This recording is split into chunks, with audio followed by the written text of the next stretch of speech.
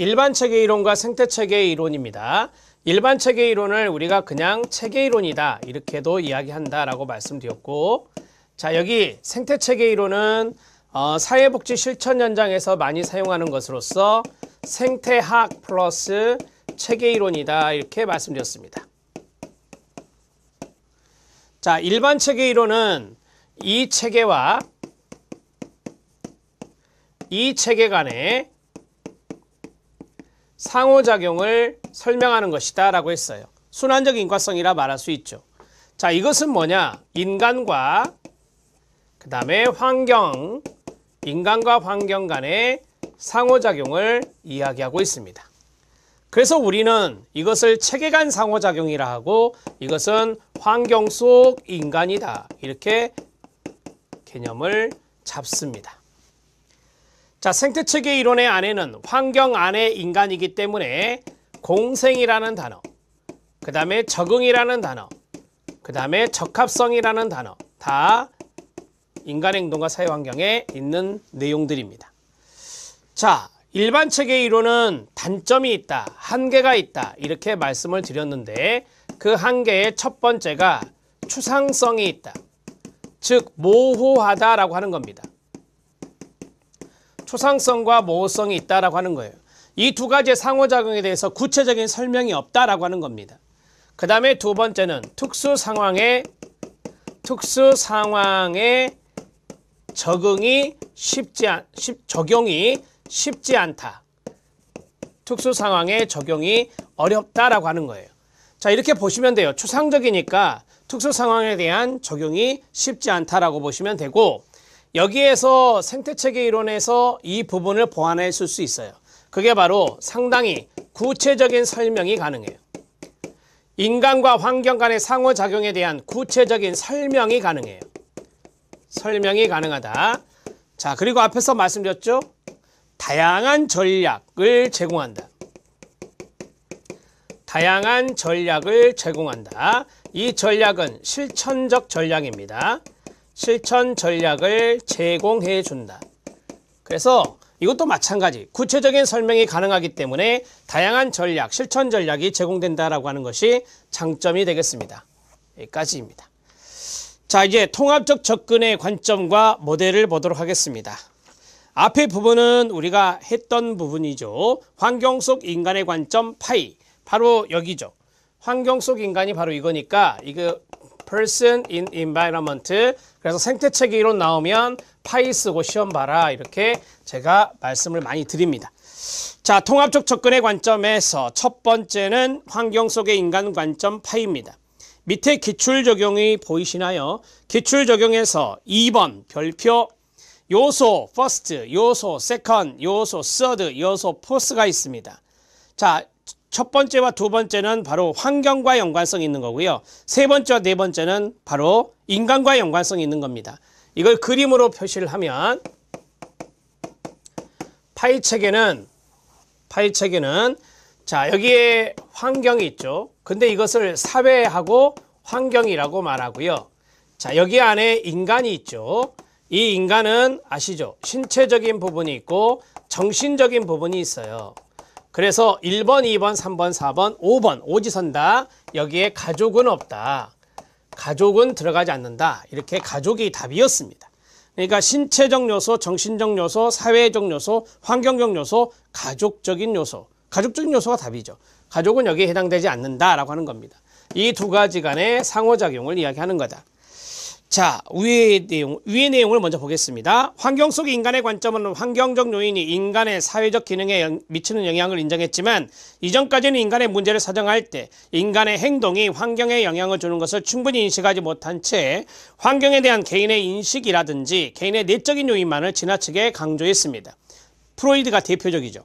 인간을 이해하기 위해서는 인간의 심리 내적인 특성만을 고려하는 것이 아니라 환경과 상황까지도 모두 고려해야 된다는 관점이 환경 속 인간에 대한 관점입니다. 기출 적용에서 파이, person, environment 분류 체계가 있는데, 자, 이 분류 체계는 이 그림으로 정리를 하시죠. 요소, 서드, 1번부터 하죠. 파이 분류 체계는 상호작용적, 환경적 문제의 중요성을 인식시키고, 그 다음에 사회적 기능에 주안점을 두는 분류 체계라고 할 수 있습니다. 자, 네 가지 요소가 나왔어요. 첫 번째 현관펜 준비하시고요. 첫 번째 중요한 것은 뭐예요? 사회적 기능이죠. 여기 나왔네요. 사회적 기능. 그 다음 두 번째가 환경적 문제죠. 환경적 문제 여기 있네요. 자, 그 다음에 세 번째가 정신건강, 정신에 밑줄 치면 되고요. 네 번째 신체건강 문제, 신체에 밑줄 치면 돼요. 저는 키워드만 쓴 거예요. 요소 1은 사회적 기능 수행 문제 유형 정도 지속기간 대처 능력이고, 요소 두 번째는 환경적 문제 정도 지속기간이고, 요소 세 번째는 정신건강 문제, 요소 네 번째는 신체건강 문제가 되겠습니다. 자, 사회복지사에게 파이분류 체계가 매력적인 이유가 있다. 파이분류 체계는 사회사업의 생태체계적 관점이나 사람과 상황, 다른 말로 환경으로 일관된 문제 분류 기준을 나타낼 수 있습니다. 파이분류 체계는 클라이언트에 대한 낙인과 편견을 없애고 문제의 환경적 요소, 적응 능력, 강점을 구체화시킵니다. 이 생태체계 관점은 인간은 적응 가능한 존재, 적극적인 참여자로 보거든요. 그 다음 세 번째, 파이분류 체계는 사회복지 자체의 분류 기준을 제공할 수 있기 때문에 다른 전문직에 의해 개발된 진단 체계를 갖는 사회복지 욕구의 불합리하고 부적절한 부분을 제거할 수 있습니다. 파이분류 체계는 사회복사가 마주치게 되는 문제의 형태를 개념화하고 묘사하고 해석하는 데 도움을 줄 것입니다.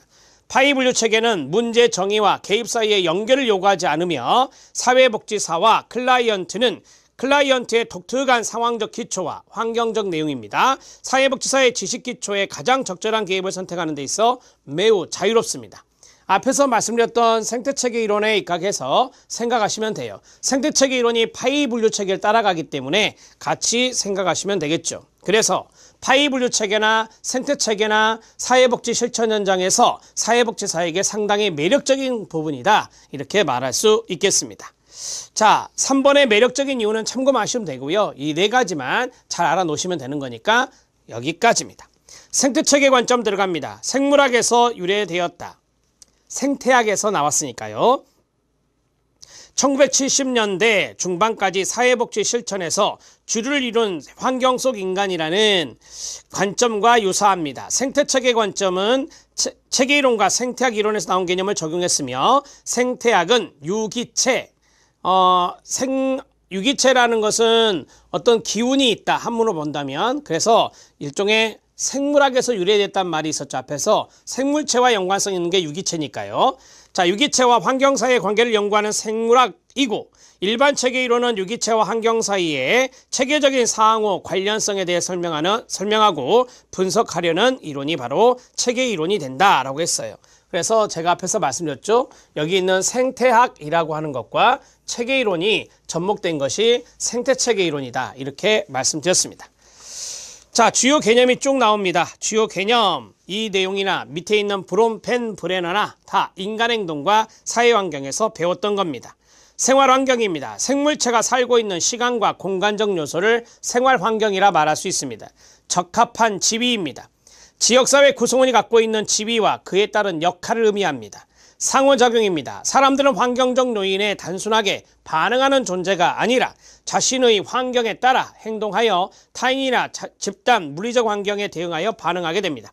적응입니다. 주변 환경에 맞추어 조절하는 능력, 조절하는 능력 나오면 적응이라고 말씀드렸죠.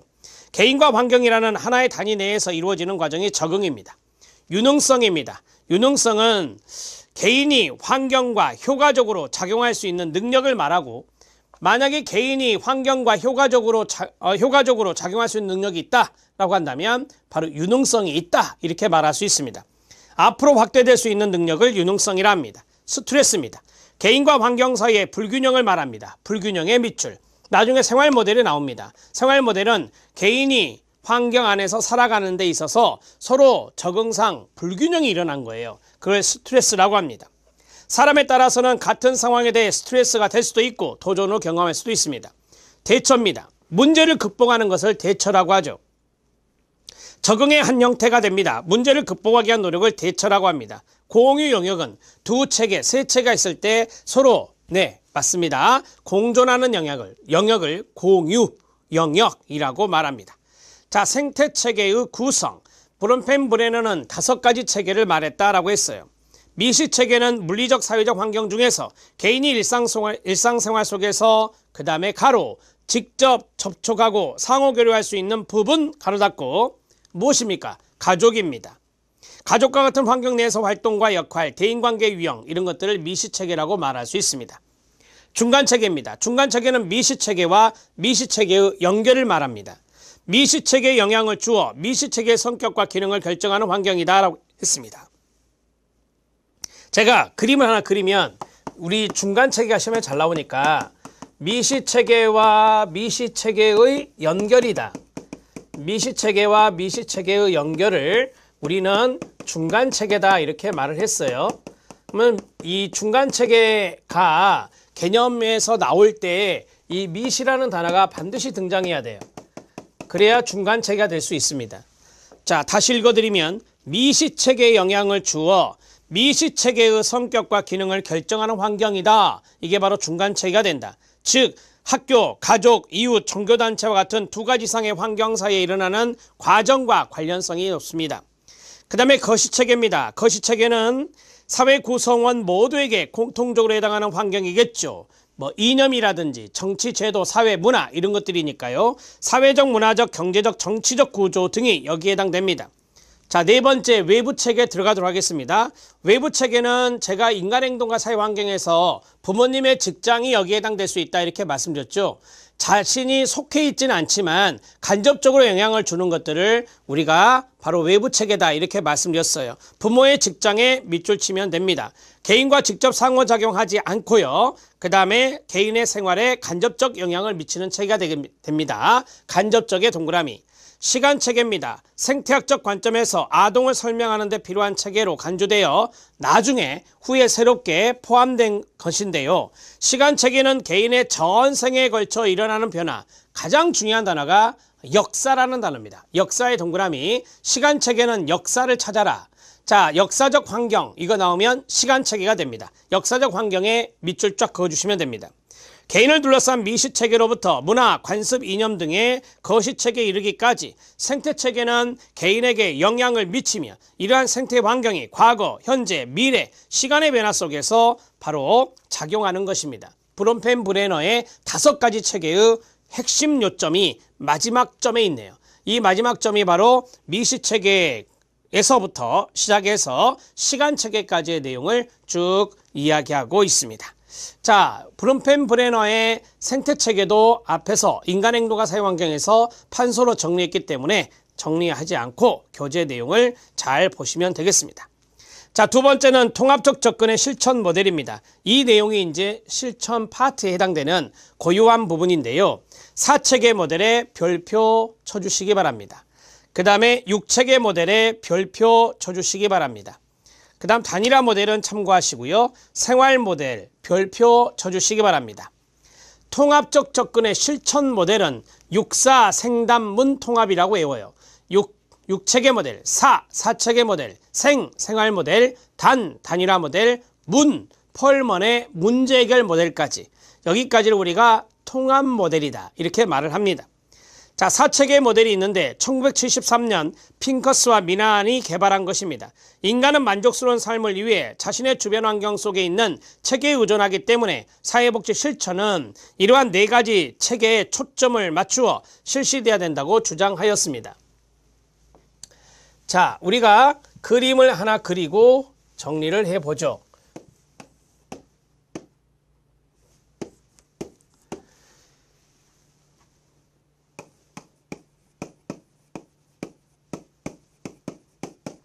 아버지가 알코올리즘이 있습니다. 어머니가 우울증이 있고요. 그 다음에 아들은 성적이 부진합니다. 자, 부부간의 갈등도 존재하고 있습니다. 엄마와 아들 간의 관계는 소원합니다. 아들과 아빠의 관계도 소원합니다. 가계도를 간단하게 그렸는데요. 자, 여기에서 힘든 이 엄마가 기관을 내방하였습니다. 기관을 내방해서 저희 가족이 많이 힘듭니다 라고 도움을 요청했다면 클라이언트 체계는 누굽니까? 엄마입니다. 표적 체계는 무엇입니까? 상당히 많죠?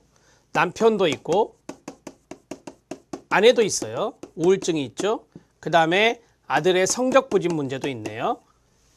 자, 그 다음에 행동체계. 행동체계를 나중에 하죠. 변화매개체계. 지금 4체계를 쓰고 있습니다. 변화매개체계는 이 기관의 담당 사회복지사와 이 기관이 바로 변화매개체계가 됩니다. 이 부분이 바로 변화매개체계다라고 하는 거죠.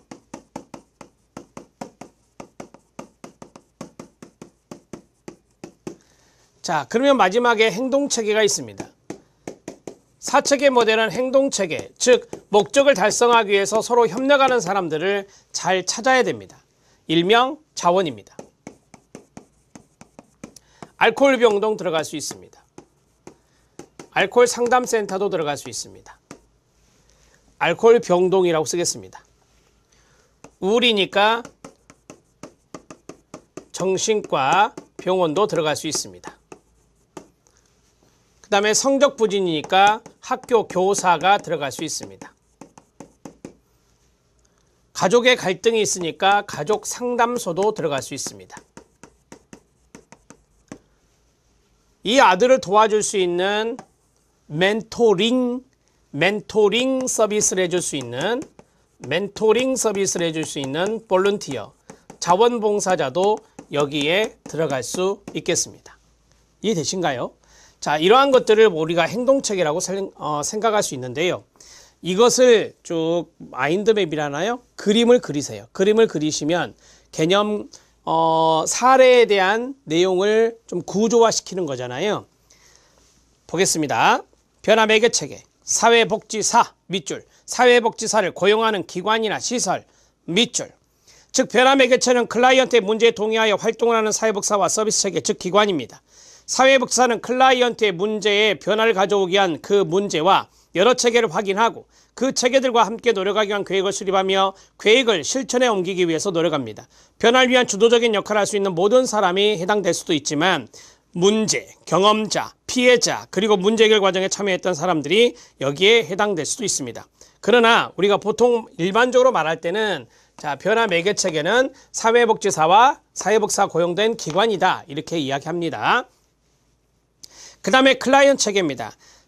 자신의 변화를 요구하고 요구의 동그라미, 인정하며 변화로부터 혜택을 받을 것이라고 기대하는 사람들로서 변화매개인과 계약 동그라미, 계약을 맺은 사람도 클라이언트라고 말할 수 있겠죠. 계약이 이루어졌을 때 클라이언트가 될 수 있습니다. 사회복지사에게 도움을 청하거나 문제 해결을 위해 사회복지사와 공동의 노력하겠다는 묵시적인 계약 형태에 있는 사람들도 여기에 들어갈 수 있습니다. 사회복지 실천을 통해 혜택을 받는 사람들로서 1차 수혜자를 의미하는 것이 클라이언트 체계입니다. 표적 체계입니다. 목표를 달성하는 데 영향을 받아 그 다음 밑줄 변화가 필요한 사람과 문제까지요. 문제로서 변화 매개인이 목표를 달성하기 위해 영향을 주거나 변화시키는 것이 필요한 사람들을 말합니다. 자, 여기서 유념해야 될 것은 뭐냐면 아내가 표적 체계에 들어가기도 하고 자, 엄마가 아내죠. 자, 똑같은 말이에요. 그래서 클라이언트 체계와 표적 체계가 일치할 수도 있다. 이렇게. 일치하지 않을 수도 있지만 일치할 수도 있다. 자, 표적 체계 세 번째, 변화의 걸림돌이 되는 것을 말하며 변화의 대상이 되는 개인과 집단, 제도, 구조, 정책 등을 포함하는 것이 바로 표적 체계가 된다.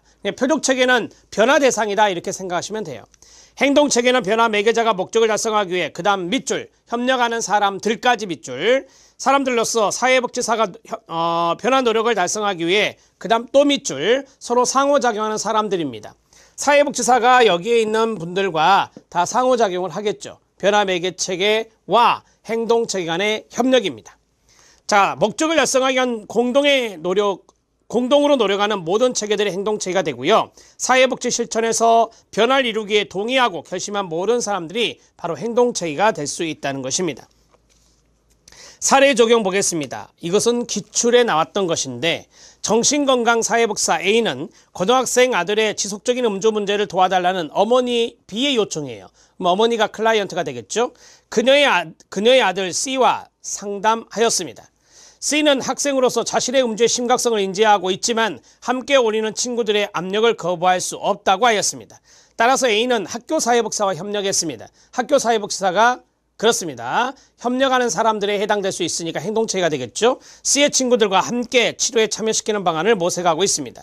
자, 밑에 설명을 보시면 고등학생 아들의 지속적인 음주 문제가 표적체계가 됩니다. 아들과 음주 문제가 표적체계고 어머니 B는 클라이언트 체계고 학교 사회복사는 행동체계가 되겠습니다. 정신건강 사회복사는 그렇습니다. 변화매개체계가 된다. 이런 식의 간단한 문제가 출제되니까 어렵게 생각하지 마시기 바랍니다.